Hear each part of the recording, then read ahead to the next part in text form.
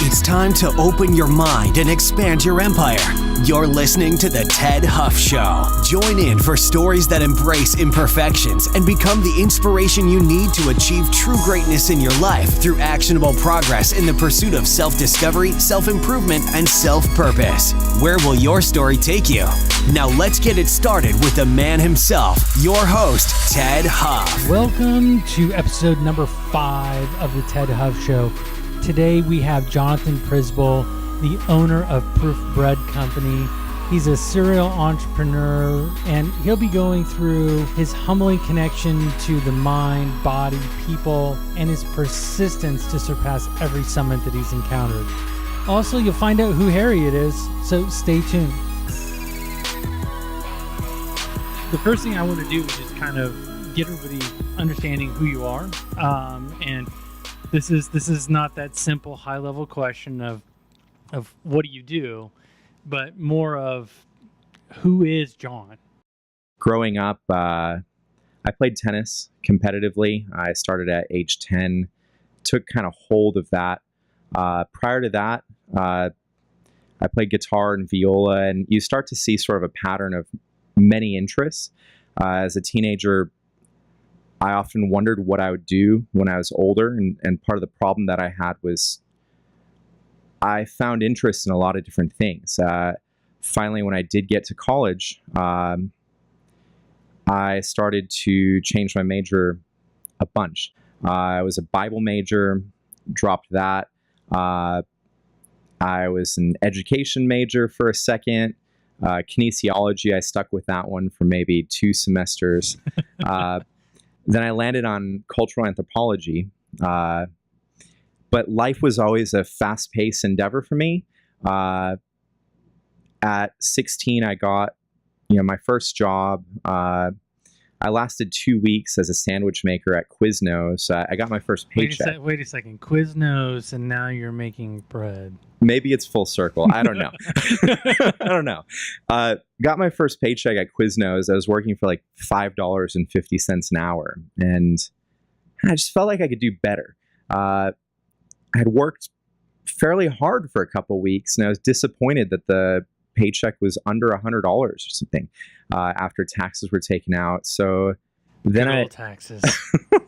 Then I worked for IHOP as a server, and also sort of dissatisfied with kind of the upward mobility as a 16-year-old. Started kind of scheming for business opportunity. Didn't have very many expenses at that point. So I put away $800 from IHOP and bought myself a tennis stringer, which is still out, in the front over there. It's this industrial thing. I got it on eBay, and I started going around soliciting people to string their tennis rackets. Where did all of this hustle and all of the ideas around really trying a bunch of different things? And I mean, you talked about tennis and getting very proficient in that. Where did that focus and that drive come from? I think it certainly comes from my parents. There's no question. Embracing their story. They immigrated here when they were 29 and they didn't speak English. They were looking for opportunity. Growing up in a communist Poland, they felt capped, and they also felt politically capped. They weren't really politically active. My mom was a principal in a school, which she loved doing, and she had to actually sign on to the Communist Party to keep her job eventually, and they were done at that point. And so they left. I spent a year and a half in Austria in a political refugee camp. Then they came here. They were in Chicago. They showed up with $50. They both worked multiple jobs. There's a huge Polish community in Chicago. Yeah, for sure. So they were amongst, their peers when they first arrived. They lived kind of the Polish area. I didn't grow up in that area, though. I grew up kind of in a mixed suburb with, not so many immigrants. But by the time I was born, it was something like, I think 8 years after their initial arrival, and their life had started coming together slowly but surely. My dad tried a bunch of things, and he ultimately landed on a business that embraced a lot of his skill set. He wound up with, I think, something like 11 employees working for him by the end. And I grew up in that. I grew up in the highlight time of his career. Okay. My sister is 14 years older than me, was 8 when they immigrated. So our childhood experience was fundamentally different.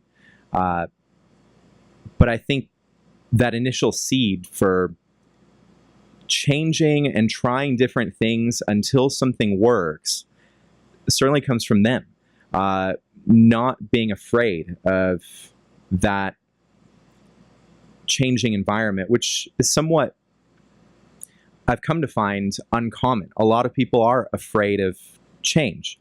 On this team right now that I work with, even my wife, I've come to find that I can't just change things on a whim because not everybody is accommodating to that. And that's probably a more sane approach to life, to be honest.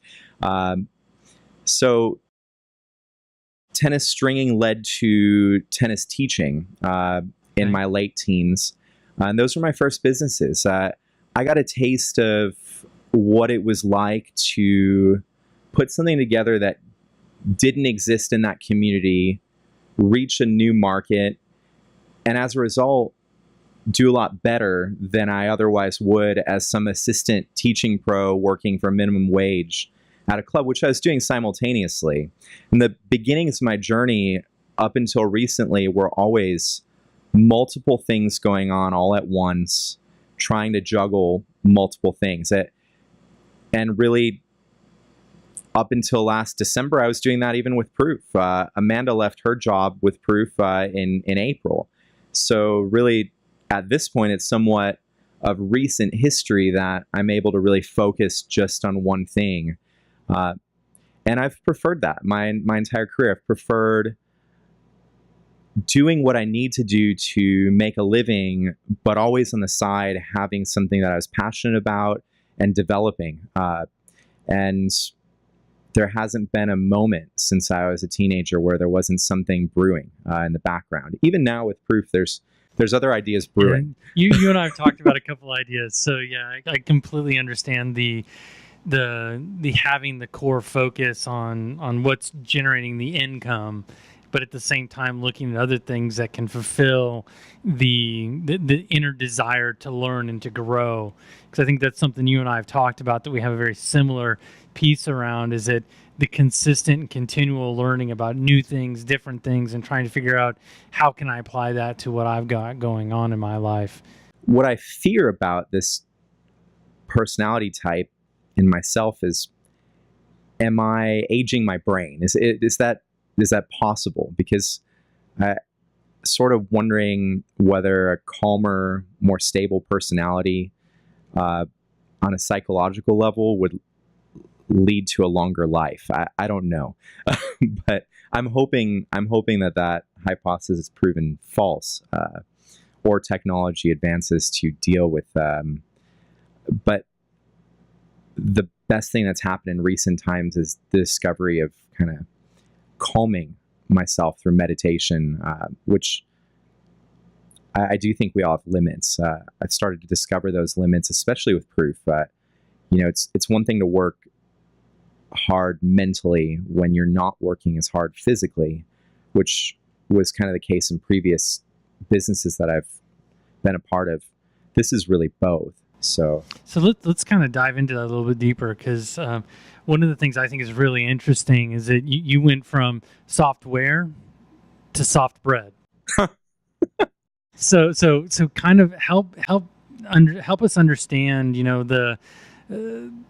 the similarities, the differences, and what the software world taught you that you were able to bring into the artisanal bread making endeavor that you're in today with Proof. I would tell everyone that it's all connected. Tennis to my previous business, which was mystery shopping, to mystery shopping software, to bread. it's all one journey. And even though it seems like these are all polar opposite extremes, in the middle of that, sandwiched in there, was taxi dispatch software and some other. I had started a composting business. That was actually the first inkling of being a part of the local economy, being a part of what I would say is kind of the tangible economy, something that you can sort of see all the different layers and how they work together. Along this whole journey of entrepreneurship, I really wanted to see my impact on a local level. I got that with teaching tennis, and sort of got the bug for working in a community and working with similar people all the time, working towards a goal with people that I knew. And then software sort of happened because my brain took me there. I was working for money as a video mystery shopper. It was quite lucrative while I was teaching tennis. And I came to find that what I was doing was somewhat unique. I had scaled on my own a bunch of different pieces of technology in video to make it streamlined. And as an individual, I was doing more at a higher scale than companies were in video mystery shopping. And so the people around me were advising me, well, you should make this into a business. My heart, I can't say, was in it. At the same time, I was trying to start a composting company that still exists today, and doing a bunch of other things. So I think that what led to mystery shopping software was I was intellectually stimulated by solving problems. And I think that that's really kind of a key to entrepreneurship, is solving problems and looking at things from a unique lens. Also being willing to execute ideas that other people will leave as an idea due to all the barriers that exist towards its execution. I found that to be extremely stimulating. So what I'm hearing is the fact that there are barriers to getting it done. That's kind of a driver for you. It's like because it's not easy, because it doesn't just happen. That's the one thing that gets you excited about an endeavor, is because it just doesn't happen. That, and also a distorted reality of seeing the end way before, and it's never actually really the end, but I think I've visualized something that might be years away, and to me it seems really close. Over time, I've gotten a little bit more realistic, and I've actually learned how to function in an extended cycle of improvement. Up until software, I would argue, where the summit kept growing, false summit after false summit, and the software project keeps growing. I learned patience in that business. And now I think I'm well set up for something like this, which really does require patience to grow organically. But to your point on barriers, I was still technically married, on a path towards divorce. My wife and I were separated when I met Amanda, and I had 2 kids, and immediately saw that her and I had a connection that was not common. It was deep from day one. We just clicked. Our backgrounds clicked. Her being Lebanese and having a lot of the foreign roots. But then there's insane barriers. On my first date with her, I didn't tell her that I was soon to be divorced with 2 kids. I waited to the second date. Sorry, Amanda. And then, of course, we sort of went through this period of, is this going to work? And I'm sure in her mind, she saw this as a really unique thing as well, but perhaps a temporary thing because of all the barriers. I saw those barriers as opportunity and just immediately started busting down walls. So your entrepreneurial spirit of seeing opportunity and just pushing through it kind of moved over to the relationship side. For sure. Relationships, though, take two people together working on something. Amanda was somehow embracing of this. She didn't understand my persistence at first. But that was really the key to sort of maybe initial success. Then as life normalized, I certainly had to learn balance. Life can't be lived in this sort of constant state of change.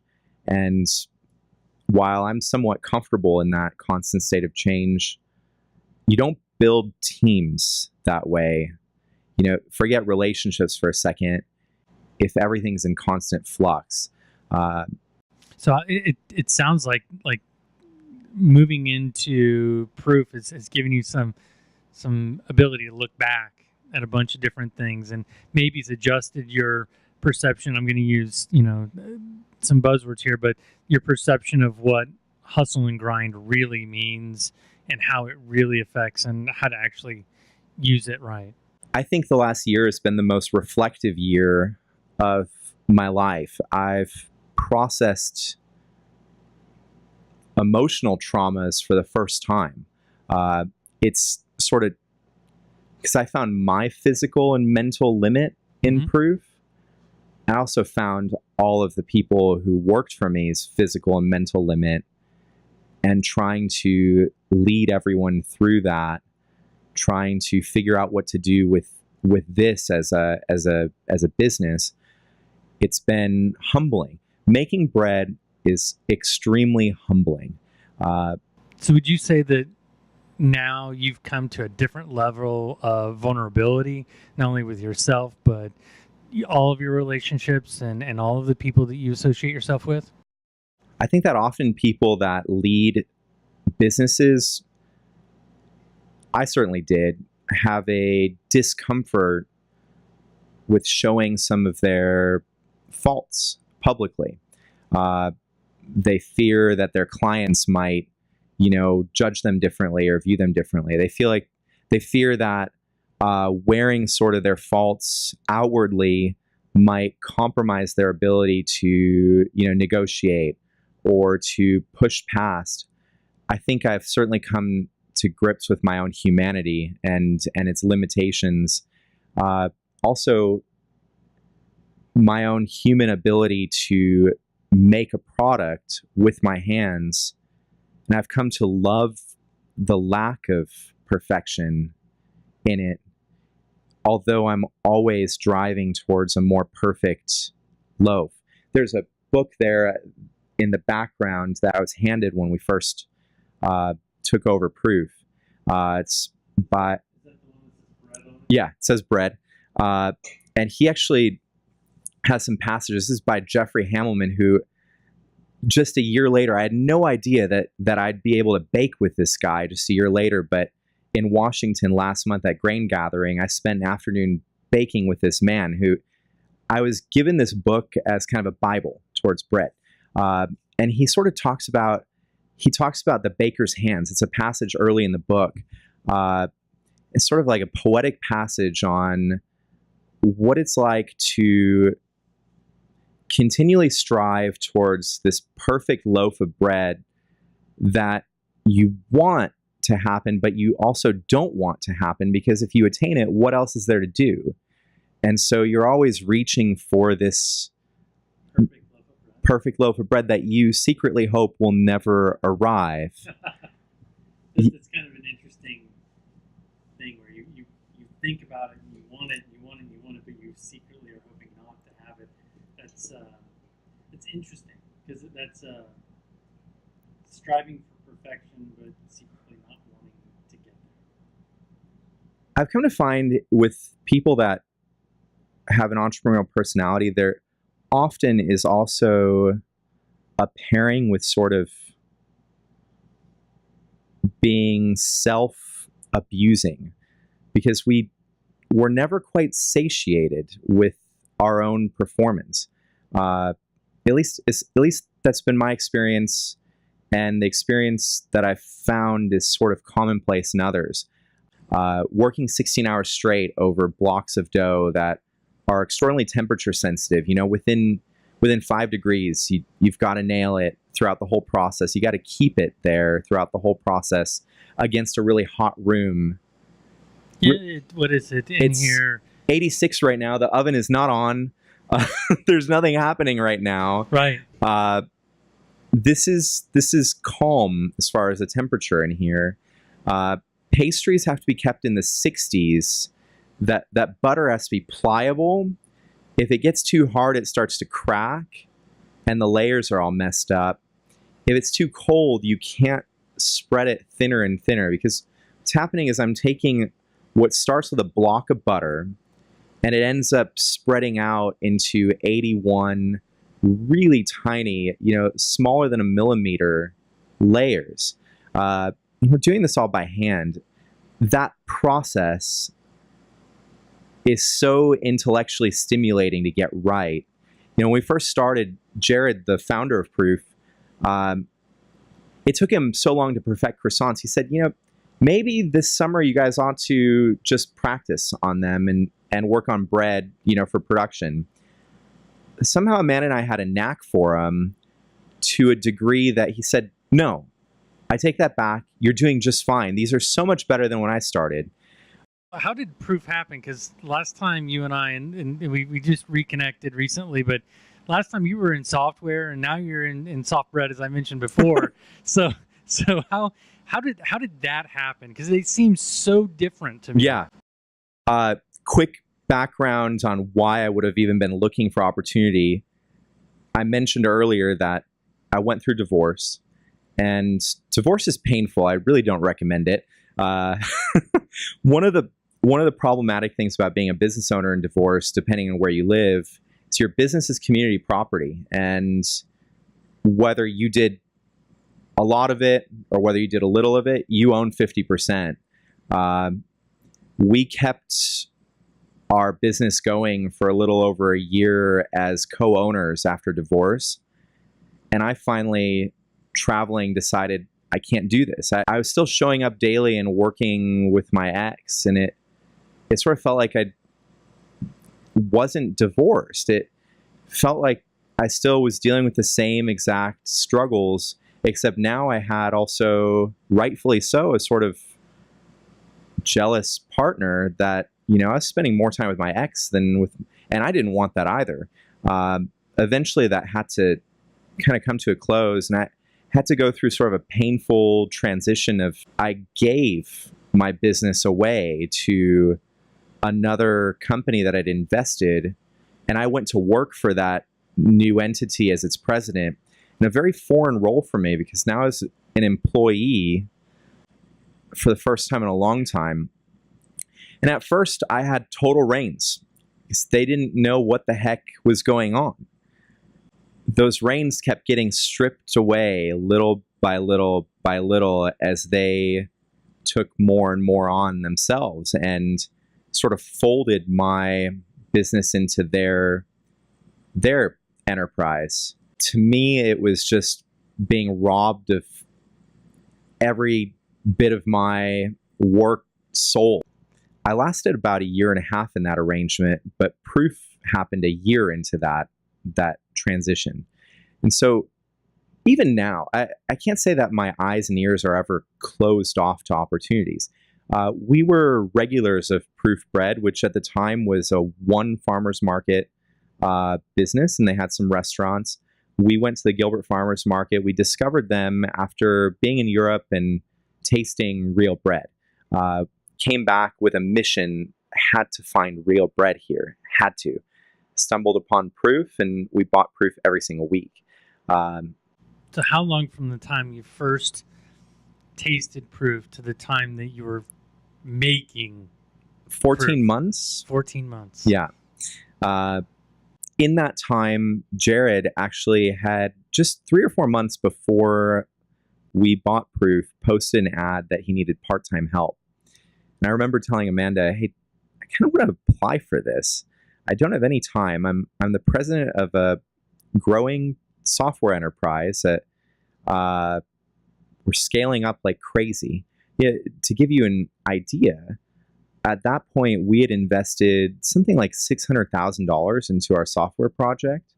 And to think about grabbing a part-time job for $12 an hour at that time was sort of insane. But I was telling her back then, which I used that same exact argument a few months later when I came home and asked her if I could buy Proof. Well, it would just be an early morning thing, right? So anyway, to cut to the chase of how it all happened, we came back from Poland last year.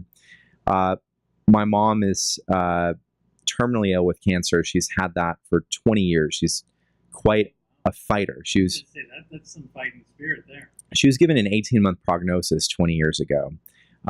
There was a little bit of a scare at various times throughout the process.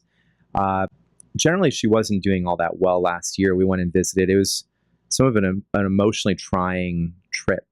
Got back. One of the first things I wanted to do is go to the Gilbert Farmers Market the next morning to get bread, because bread is certainly a comfort for me, at least. We show up, and Karen, the person who was selling for Jared, knew us. We were there every week, and we bought a peculiar loaf. We bought a 2-kilo round or 4.5-pound loaf.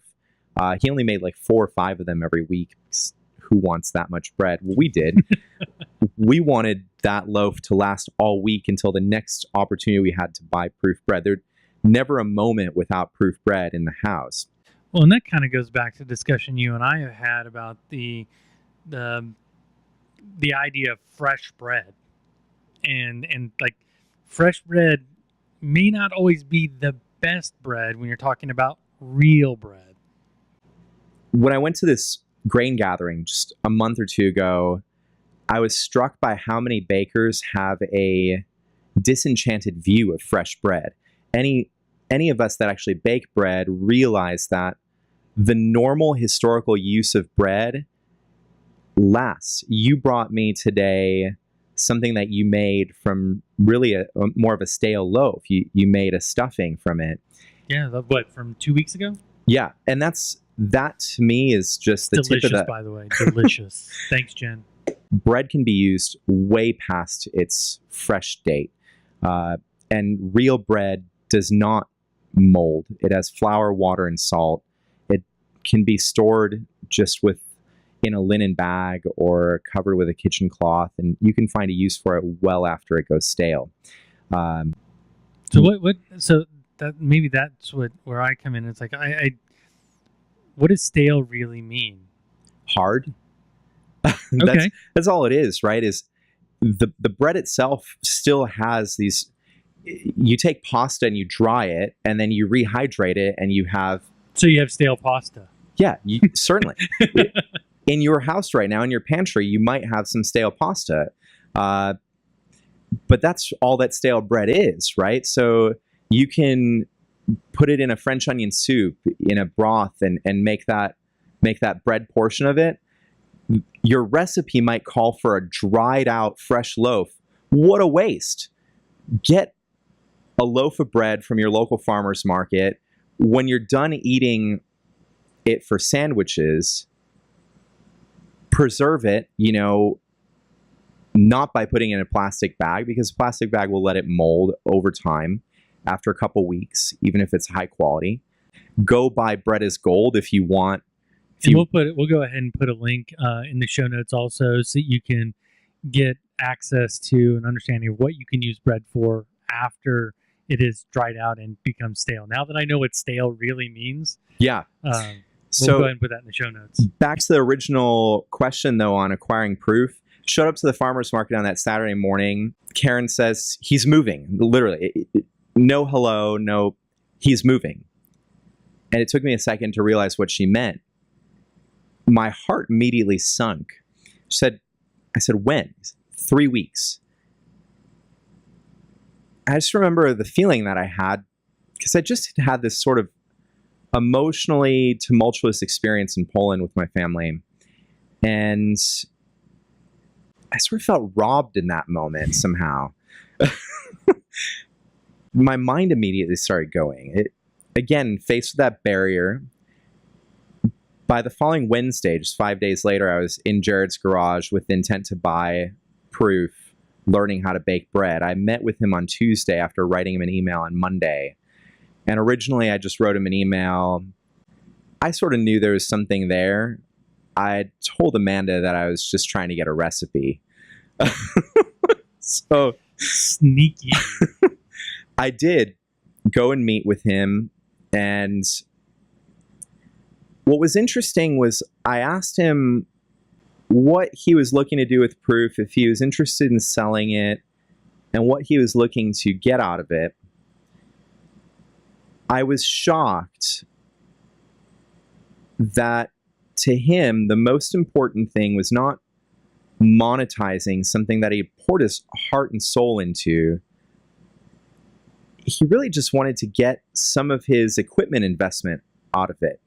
The number he threw at me was shocking because I really didn't think that I could afford it. What I ended up doing was offering him a higher number over a period of time to repay.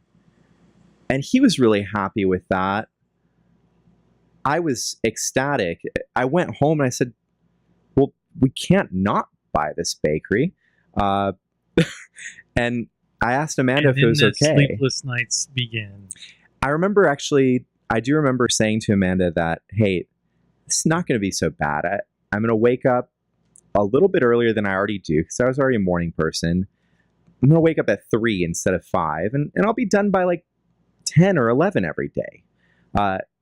And I gave her that argument based on the first day that I baked with Jared, which was midweek in the slow season of the summer, where all he had to do was bake for a couple restaurants, and he was done by roughly that time.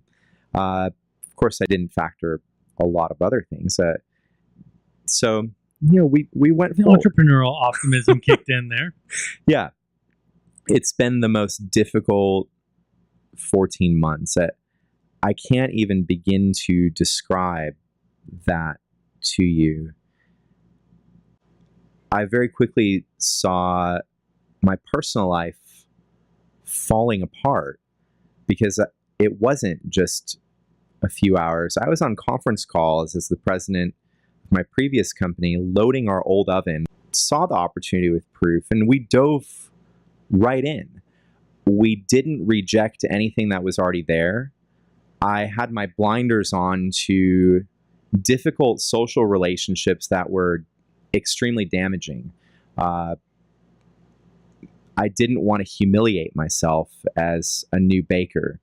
I refused to acknowledge to people that I was inexperienced. And it really wasn't the inexperience that was the barrier, because I had reached a fairly proficient level for this area, at least, very quickly. I had no concept of saying no. For my previous business, 9 or 10 month sales cycle. So you got a client. If you had to make crazy modifications to accommodate that client, there's no choice with that type of sales cycle. You just made it work. And I took that approach into proof, where really I could get a restaurant account today. I make a few phone calls, bring one of these loaves in the background, and I could have a account. Is it a good one? Odds are no. So you've with proof, it's really adjusted your perspective of a good customer versus a bad customer. Has that brought you to a point of saying, you know what, I'm honored that you want me to provide this for your restaurant or your business, and you want to showcase this, but it doesn't. It's not good for us. It's not good for proof. Have you gotten to that point? At a high level of respect for this new restaurant, there's a restaurant that reached out to us recently that hasn't quite opened yet. They're opening in the next couple weeks, and we found out that the chef was actually a former winner of MasterChef, the TV show. We went to meet with them, and we're sort of excited at the potential. We're extremely honored that they would consider us first. That initial meeting did lead to us having a discussion and deciding that we didn't feel like it was the right fit. My former client from mystery shopping, the Bash's family of stores, which includes AJ as a local grocery chain, also wants our bread, and we actually still want to work with them. We haven't started yet, and we don't intend to anytime in the near future, because we made a decision that it wasn't the best fit for our current situation. And this was all after a very difficult first lesson when I first bought Proof. We had a particular account that was a 7-day-a-week account. To put this into perspective for you as a baker, it's not 3 to 11, especially not when you're working farmers markets. Starting on Thursday, we start around midnight on Thursday, and the bakery doesn't stop right now until after the farmers markets are completed on Saturday. I'm talking about a full 24-hour cycle, Thursday, Friday, Saturday, and that's what we've optimized to. With the old oven, the moment we added past Gilbert Farmers Market, we saw the revenue right away. We were making a disproportionate amount of revenue from farmers markets versus our 9 restaurant accounts that we had when I first bought Proof. But we were working way harder for the restaurant accounts, 7 days a week. And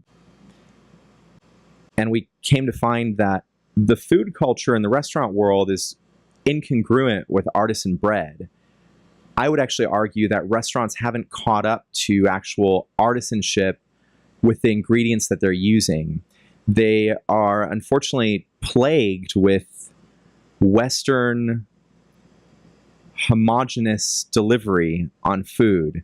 Chefs want every single plate to look identical. Consistency is the buzzword that you'll hear at a restaurant over and over again. If you are a Western restaurant patron, you expect that your sandwich is going to be exactly the same as it was the last time. If the bread is slightly different in size, shape, volume, texture, it's just one component of many. You can now start to see the stress of a restaurant chef in the modern day world. I would actually argue that that's not real. I went on a field walk in Washington State at this grain gathering, and it was sponsored by grain breeders. So what they do is they grow... Grain breeder. I haven't heard that before. Yeah, I honestly hadn't either. This is they're called Bread Lab.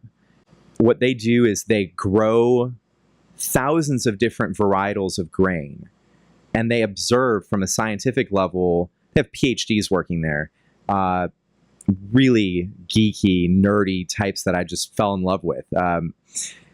Anyway, they observe the various traits during the growing process, both on a qualitative and quantitative level. Then they take the wheat berries, they have them milled next door at a local mill, and they bake with them, and they see the performance. And then they hybridize the various strains of wheat for an improved natural selection process. It's evolution in real life. It's the way we've been farming for millennia without GMOs. So what they're trying to do is make affordable, high quality wheat so that this type of bread is not, pricing so many people out. With that in mind, something that's more in line with actual nature as opposed to something that's in line with machines. I can sort of expect this machine in the background to do the same thing over and over again. It's designed to have uniformity, but that's not the way nature works. And this is but one piece of my puzzle. Everything in here is a biological, scientific process, and it's fed by the starter, the mother starter, which on any given day has a different amount of cells that are populating her when I inject her or mix her into the final dough. I'm going to get different results based on temperature. I'm going to get different results based on humidity, based on barometric pressure in the air. unfortunately, it's not realistic for bread that's made at this quality to come out 100% uniform. But restaurants want that. The uniform, yeah. So what I found was I was baking 7 days a week. I would do that crazy farmer's market run. I was completely capped out of adding any farmer's markets. We got to 2, and we were completely overwhelmed because we were baking 7 days a week for restaurants. I would come home from the markets in the afternoon after basically working 2 straight days, and the next feeding of Harriet, our starter, was just a couple. Harriet. Yeah. You've named the starter Harriet. I didn't. Jared named her after a mother figure in some popular TV show named Harriet. Anyhow, the next bake was just a few hours away. There was no time to recharge, to plan, to do anything. We were completely capped from a revenue standpoint. So yes, the first 6 months taught me a lot about saying no to customers that don't fit, just purely don't fit your interests. And over time, we've grown our revenue. We're still working our butts off. We're still not really reaching personal balance yet, but we're getting ever closer while notching up that revenue and that profitability at the same time. So that's awesome. So you've hit on a couple things. You've talked about your lessons of getting focused and how you've dealt with some of the overwhelm that comes from all of this and going into the meditation. So with this latest with Proof, what is the belief, behavior, or habit outside of the meditation that we've already mentioned that has made the biggest change in your life? Whatever I'm spending my time doing and whatever the team is spending their time doing, let's do it to the best of our ability, but let's make sure that it's filling our cups. Let's make sure that the drain is really only draining out what we want to filter out. This bakery is sort of a metaphor for that, right? There's very little waste in here. We compost everything, which is then getting recycled, hopefully into good soil that is feeding plants that might one day feed that wheat that is being grown for us and milled for us. The waste is minimal, but I think in our personal lives, we do need to figure out how to filter out waste and filter out things, relationships. That's a difficult one for me, at least, as someone that's driven towards sort of being conflict averse. I've sort of come to find that some relationships are no longer serving me either, and I need to be careful on that. So would you say, and I'm just trying to put that all together into philosophy or something? Yeah, well it sounds like it's focus on things that are important versus focusing on everything, trying to focus on everything. And that's a very subjective experience as well, but I'm okay with that. I don't think that any two people will be able to answer that importance question the same way. In fact, even amongst our team, we often talk about the Venn diagram of their life and Proof and our life kind of merging, and we have this space in the middle where it fits right now. And we have to look at everything as sort of a finite experience. So before, I sort of got offended when people wanted to move on in previous businesses, when people worked for me and wanted to move on. Now I'm embracing the fact that, we're all on an individual journey, and this fits now. Proof fits now. For now, I don't see it changing, right? I am reluctant to say that Proof will never be a part of my life, but statistically in my own life, it's probably likely at some point. If you were to give people one, maximum 3 things that they can start doing today to help them find that clarity, that balance, that passion for something, what would they be? One that I think is quite important to look at for people is eliminating false limits. And by false limits, I mean, for all intents and purposes, this bakery in most people's minds shouldn't exist. We're looking at probably $250,000 of revenue this year, up from 80,000 last year, and it's being done in a residential garage completely legally under cottage law.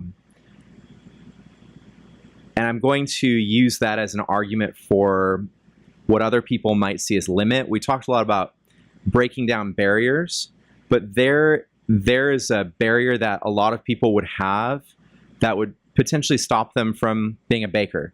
Well, I don't have a space, I don't have equipment. That can apply to many things.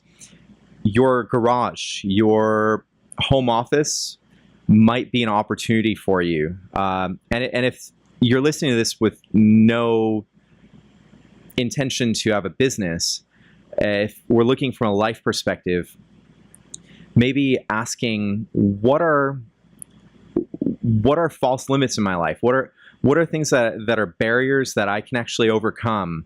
What are barriers that aren't really barriers at all, but I've set them up as such in my paradigm of life?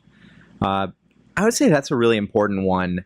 Of course, on my journey, I've started to try to figure out how to limit those opportunities a little bit more, because you start to find that they always are there. Opportunities seem to be endless if you're looking out for them. But if you've already mastered that, if you've already started to become open towards opportunity, looking to limit them in the right way is also really important. So that would probably be my advice. All right. So what we have here is remove false barriers. So things that you believe to be barriers that you've just put in place to try and protect yourself from potential failure. For sure. Potential failure, it's always, at the end of the day, an insecurity.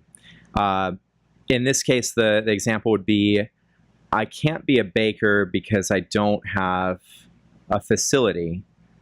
But I think if you really dig deep, it's more, I can't be a baker because of something that lies inside that I'm afraid to express. I can't. So there's solutions are there. I found in all the things that I've ever done, there's always a way. Sometimes that path is hard. Sometimes that path is a lot easier than you think, but the path is there. Don't let these false limits stop you from whatever's next. Awesome. And then the last one is limit the opportunities. Yes. So I mean, this is something you and I have talked about a lot, is with creative and with people that have ideas that are always trying to grow their mind. It's easy to overwhelm yourself with opportunities, because for folks like yourself and myself, we're always looking at what is the next opportunity, or what could be an opportunity, and having the opportunistic perspective on life, you very easily can overwhelm yourself with opportunity and never get anywhere with one of the major items. I believe that opportunity is both my fuel and my kryptonite. I don't think there's any other way for me to describe it. I didn't realize how much of a kryptonite opportunity could be, and really until this one. We are limited. We are finite in our ability to do any amount of things. That opportunity cost, those of you who are still learning about that in maybe a formal economics class, is real. Pay attention to that lesson if nothing else. It's definitely real. So before we close out, I want to make sure that everybody knows where to find you. The best place to find you would be where? Right now, I would say the most sort of intimate place to find us would be at a farmer's market stand in Phoenix. We're all over. You can figure out where our current market lineup is, though, on our website, proofbread.com. If you don't live in Phoenix, Instagram is probably a great place to keep in touch. We share a lot of our day-to-day journey. We're Proof Bread on Instagram. And my personal handle is just proof.baker right now. Seems fitting for the given moment. It does. It does. With that said, you might be listening, and Phoenix or bread might be a little bit separate from you. But if you happen to have any interest in baking, we would love for you guys to come visit and even work here for a period of time and stage. That's common. One of our bakers, we miss her dearly. Annalisa is wrapping up a 3-month visit to a bakery in Tasmania. And I would love it if we created this culture around the world of sharing ideas within this space. So those are just some avenues, I suppose. Right now, we are not shipping our product, although we are coming out with some merchandise. If you like our story, even stuff like linen bags, the story of bread, is something that we hope to do soon on our website, proofbread.com.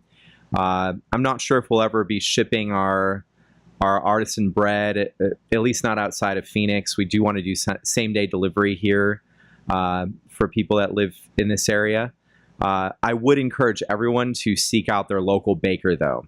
And that's one of the reasons why I might not ever ship. If you live in Tucson and I send you bread down there, you're missing out on Don Guerra's bread at Barrio Bread. If you live in other markets, there's probably a community baker there. So what's the best way for someone to find a local bread for them then? Follow us on Instagram and write us a direct message. We're connected to the bakeries around the world. Just happen to be a small community. So most likely, if you write us a message, say, hey, I live in wherever, Denver, Colorado, I could definitely refer you to Babette Bread there. You know, depending on your market, I might know exactly where you should start. Fantastic. Well, this is going to be a great resource for those of you who really, really love bread. This is one of the best experiences. I have a very severe intolerance with gluten, and bread and I don't get along. But the way that John bakes his bread is something that I've actually been able to enjoy. And can I actually put a plug in for that? Sure. So forget about proof for a second. At the conference I was just at, one of the talks by a Yale professor was why women stop baking at home and why it matters. Part of the talk was going into the fact that up until fairly recent history, 80% of our calories were coming from grains, and a Western diet that would have been bread. Gluten sensitivity and the way that it makes people feel is real. People do feel bloated and generally lethargic after eating unfermented gluten, and that's the key right there. I would encourage everyone to do personal study and research on this and seek out bakers that are allowing you to eat a staple in your diet in grain, bakers that are willing to ferment their bread for a longer period of time. Ask your baker at your local farmer's market, do you use commercial yeast? I would argue that it's best if they say no, although there might be some exception to that. 10 grams of commercial yeast has a leavening power of 50 kilograms of sourdough starter, meaning it cuts down that fermentation time, and there is definitely a linear relationship between the length of fermentation and the increase in digestibility. It's not necessarily gluten that's your enemy, as Ted and I talked about, phytates in whole wheat. So if you go and find whole wheat bread, I believe it's the germ of the wheat berry that contains phytic acid, which blocks magnesium and zinc absorption. White flour doesn't actually have that because you're only using the endosperm of the wheat berry. Whole wheat has great nutritional properties minus the phytates. Fermentation is the key to neutralizing them. So look for long fermented foods. All right. Well, I like pickles.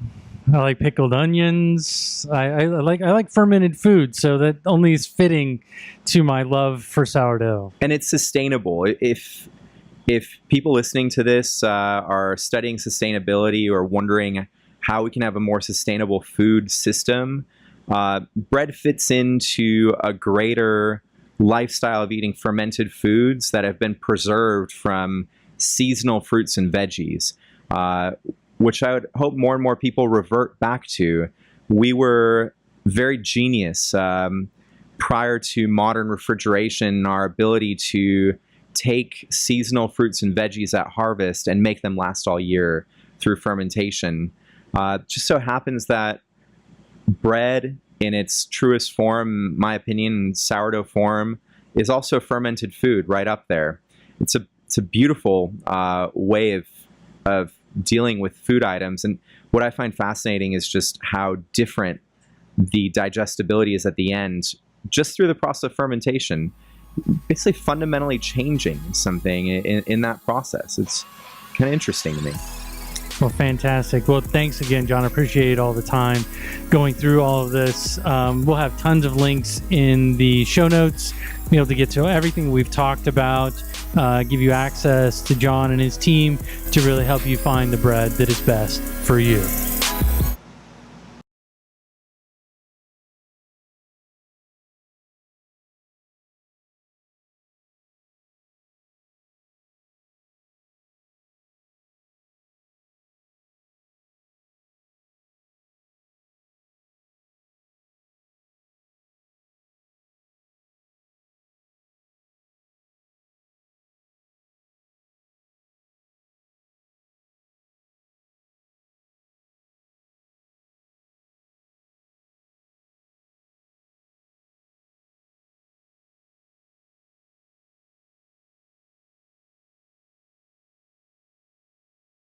That's it for this episode of The Ted Huff Show. But we know you're wondering where you go from here.